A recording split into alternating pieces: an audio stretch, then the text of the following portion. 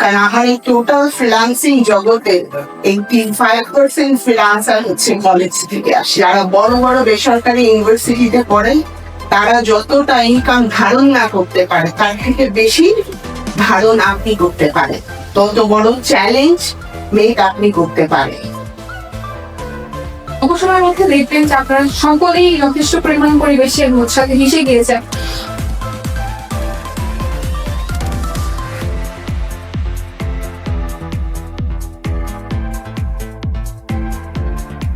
তারপরে চাকরির মার্কেটে জব লাইফে যদি কোনো ধরনের সাপোর্ট লাগে, স্কিল জব শেফের একটা প্রতিষ্ঠান যেখান থেকে আপনারা ক্যারিয়ারের ফার্স্ট ইয়ার থেকে একেবারে সবসময় চাকরির রিলেটেড যে কোনো ধরনের সাপোর্ট পাবেন, এটা নিজে ক্যাফেটেরিয়ার প্রতিষ্ঠান। আমি আপনাদেরকে এতটুকুই বলবো যে কিছু বন্ধু বানান, সৎ বন্ধু বানান এবং যারা আপনাকে ভালো উপদেশ দিবেন, এবং নিজেও এমন বন্ধু হওয়ার চেষ্টা করেন যে আপনি থাকলে আপনার ফ্রেন্ডের উপকারী হবে। কোথা থেকে আমি শুরু করবো? আপনি যদি কোন না না না জানেন, পরবর্তীতে কিন্তু যখন জব ফিল্ডে আসবে তখন তাদের প্যাসিভ নলেজ হবে না, তাকে আটকে যাবে।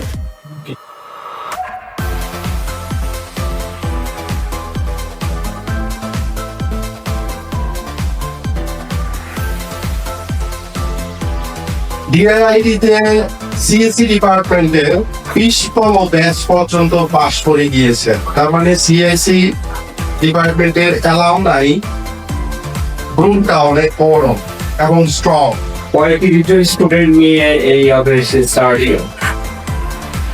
আজকে বোধহয় প্রায় 4000-এর কাছাকাছি স্টুডেন্ট এখন অ্যালামনাই হয়ে গেছে।